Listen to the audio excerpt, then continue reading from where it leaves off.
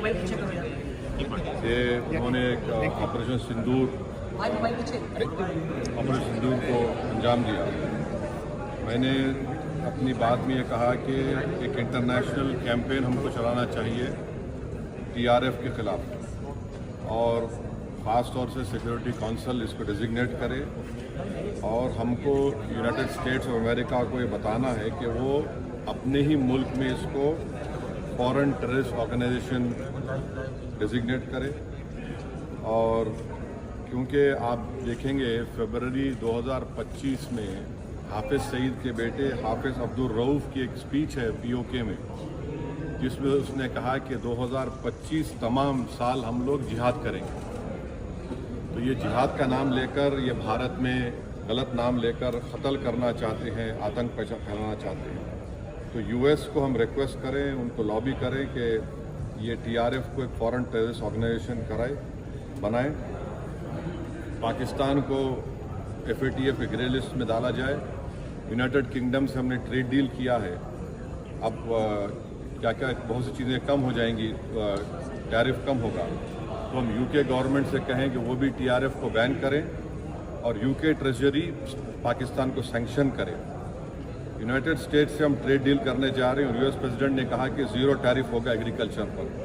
तो ये more the reason है कि हम यूएस भी इसको कबूल करें।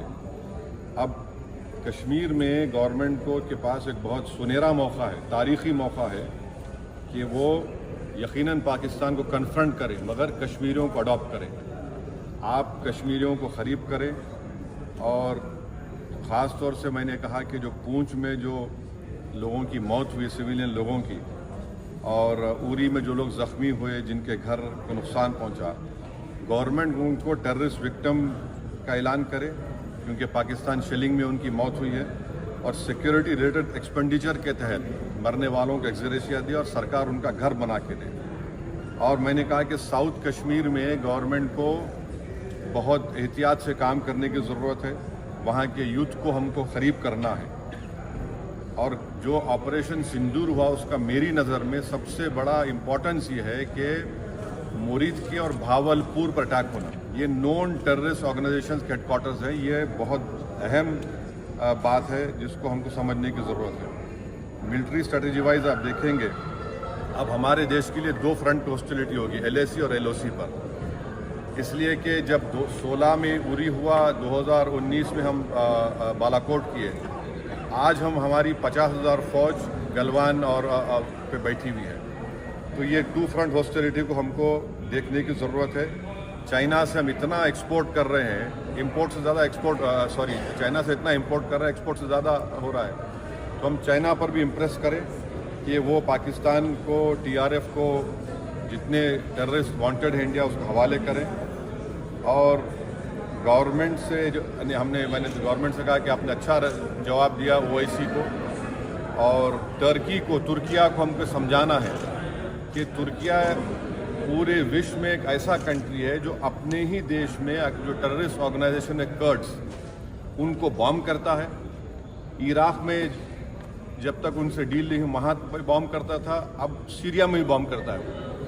तो तुर्किया को समझाने की ज़रूरत है कि जब आप कर्ड्स के ऊपर जो टेररिस्ट ऑर्गेनाइजेशन है उनको आप एक्शन ले सकते हो, भारत पे क्यों वो सवाल उठा रहे हैं। और हमने कहा कि ये आज पाकिस्तान इसको और एस्केलेट ना करे। इस सिलसिले में आज ईरानियन फॉरेन मिनिस्टर दिल्ली में है, सऊदी फॉरेन मिनिस्टर भी दिल्ली में है। और जो देश में मैंने कहा कि जो एक यूफोरिया है, इसको सरकार को देश को और मुत्तहिद करने के लिए और देश को ताकतवर बनाने के लिए इस्तेमाल करना पड़ेगा।